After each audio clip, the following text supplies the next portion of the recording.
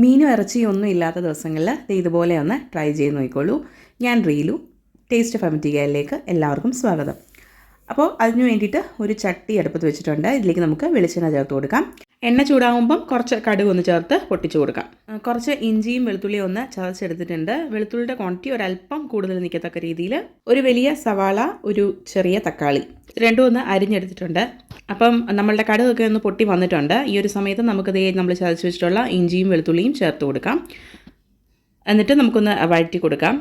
ഇഞ്ചിയുടെയും വെളുത്തുള്ളിയുടെയൊക്കെ ഒരു പച്ച ചൊവ മാറുന്നിടം വരെ നമുക്കൊന്ന് വഴറ്റിയെടുക്കാം. സവാള അരിഞ്ഞത് ചേർത്ത് കൊടുക്കാം. ഇതൊരു വലിയ സവാളയാണ്, ചെറുതായിട്ട് നുറുക്കിയത്. ചെറിയ സവാളയാണെങ്കിൽ 2 വരെയൊക്കെ എടുക്കാം കേട്ടോ. നന്നായിട്ടൊന്ന് ഇളക്കാം. കുറച്ച് ഉപ്പും കൂടെ ചേർത്തൊന്ന് ഇളക്കുവാണെങ്കിൽ പെട്ടെന്ന് തന്നെ ഒന്ന് വഴണ്ട് കിട്ടും.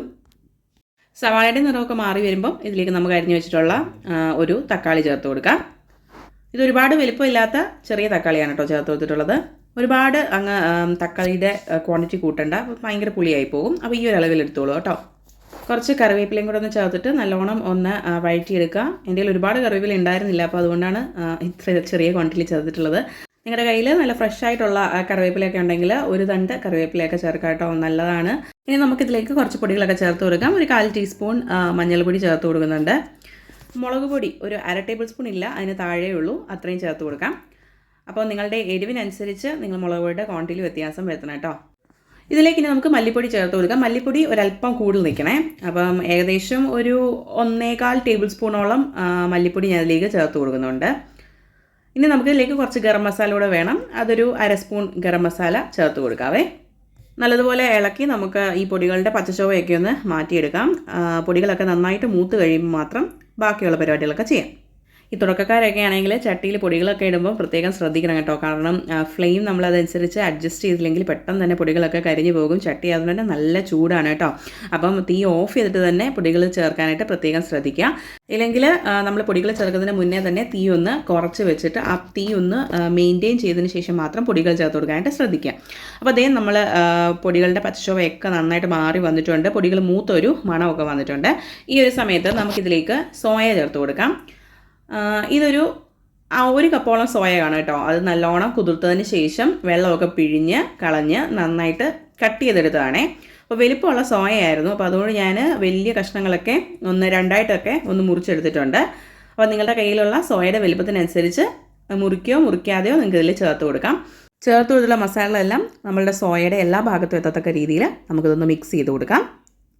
അതിനുശേഷം നമുക്കിതിലേക്ക് കുറച്ച് വെള്ളം ഒന്ന് ചേർത്ത് കൊടുക്കാം. ഒരുപാട് വെള്ളമൊന്നും വേണ്ട, കാരണം നമ്മൾ ഒരുപാട് വെള്ളത്തിട്ട് വേവിച്ചിട്ട് കാര്യമൊന്നുമില്ല. അപ്പം ആവശ്യത്തിന് മാത്രം വെള്ളം, ജസ്റ്റ് ഒന്ന് മുങ്ങിക്കിടക്കത്തക്ക രീതിയിൽ മാത്രം വെള്ളം ചേർത്ത് കൊടുത്ത് നമുക്ക് നല്ലോണം ഒന്ന് വേവിച്ച് കൊണ്ടുവരാം. അപ്പോൾ ഒരുപാട് സമയമൊന്നും വേണ്ട, കുറച്ച് നേരം കൊണ്ട് തന്നെ നമ്മളുടെ സോയയൊക്കെ അത്യാവശ്യം നന്നായിട്ട് തന്നെ കുക്കായി വന്നു. അപ്പോൾ ഇത് കണ്ടില്ലേ, നമ്മളുടെ ആ ഒരു ഗ്രേവിയൊക്കെ നല്ല പാകത്തിന് വന്നിട്ടുണ്ട്. അപ്പോൾ ഈ ഒരു സമയത്ത് നമ്മളിതിലേക്ക് ചേർത്ത് കൊടുക്കുന്നത് കുറച്ച് പാലാണ് കേട്ടോ. അപ്പോൾ ഇത് തേങ്ങാപ്പാലൊന്നുമല്ല, നമ്മളുടെ സാധാരണ പശുവിൻ പാലാണ് കേട്ടോ ചേർത്ത് കൊടുത്തിട്ടുള്ളത്. അപ്പം തേങ്ങാപ്പാലിൽ റെഡിയാക്കണമെന്നുണ്ടെങ്കിൽ ഈ സമയത്ത് തേങ്ങാപ്പാൽ വേണമെങ്കിൽ ചേർത്ത് കൊടുക്കാം. ഞാനിപ്പം പശുവിൻ പാലാണ് ചേർത്ത് കൊടുത്തിട്ടുള്ളത്. രണ്ടിനും 2 ഡിഫറെൻറ്റ് ടേസ്റ്റാണ്. പക്ഷേ ഇതൊരു നല്ലൊരു ടേസ്റ്റാണ്. ട്രൈ ചെയ്തിട്ടില്ലെങ്കിൽ ഒന്ന് ട്രൈ ചെയ്ത് നോക്കുക കേട്ടോ. അപ്പോൾ ഇത് തിളപ്പിച്ച പാലാണ് കേട്ടോ ഞാനിപ്പം ചേർത്ത് കൊടുക്കുന്നത്. അതുകൊണ്ട് തന്നെ ഒരുപാടിട്ടങ്ങ് തിളപ്പിക്കുന്നൊന്നുമില്ല, ജസ്റ്റ് ഒന്ന് ചൂടാക്കി എടുക്കുന്നതേ ഉള്ളൂ കേട്ടോ. ഈ സെയിം രീതിയിൽ നമുക്ക് തേങ്ങാപ്പാലിലും ചെയ്യാനായിട്ട് സാധിക്കുന്നതാണ്. ഇനി ഇതിന് മുകളിലേക്ക് നമുക്ക് ഒരു ഭംഗിക്ക് വേണ്ടി കുറച്ച് കറിവേപ്പിലയൊക്കെ ഒന്ന് ഇട്ട് കൊടുക്കാം. അതോടൊപ്പം തന്നെ കുറച്ച് വട്ടത്തിനെ അരിഞ്ഞിട്ടുള്ള തക്കാളിയും കൂടെ വെച്ച് നമുക്കൊന്ന് ഗാർണിഷ് ചെയ്യാം. നല്ല മണവുമാണ്, അതുപോലെ തന്നെ നല്ല ടേസ്റ്റുള്ള ഒരു കറിയാണ് കേട്ടോ. അപ്പം ട്രൈ ചെയ്തിട്ടില്ലെങ്കിൽ ട്രൈ ചെയ്ത് നോക്കാം. ഇപ്പം ചില ദിവസങ്ങളിൽ നമുക്ക് അപ്പത്തിൻ്റെ കൂടെയോ അല്ലെങ്കിൽ ചപ്പാത്തിയുടെ കൂടെയോ ഒക്കെ സെർവ് ചെയ്യാൻ പറ്റുന്ന നല്ലൊരു റെസിപ്പി തന്നെയാണ്. തക്കാളി ചേർത്ത് കഴിഞ്ഞാൽ ഉടനെ തന്നെ ഒന്ന് അടച്ച് വെക്കണം, എങ്കിലേ ആ ചട്ടിയുടെ ചൂടിലിരുന്ന് ഈ തക്കാളി ഒന്ന് ചെറുതായിട്ട് അതിൻ്റെ ഒരു ഫ്ലേവർ ചെറുതായിട്ടൊന്ന് ഇറങ്ങത്തുള്ളൂ. അപ്പോൾ വീഡിയോ ഇഷ്ടമാവുകയാണെങ്കിൽ ലൈക്ക് ചെയ്യുക, സപ്പോർട്ട് ചെയ്യുക. താങ്ക്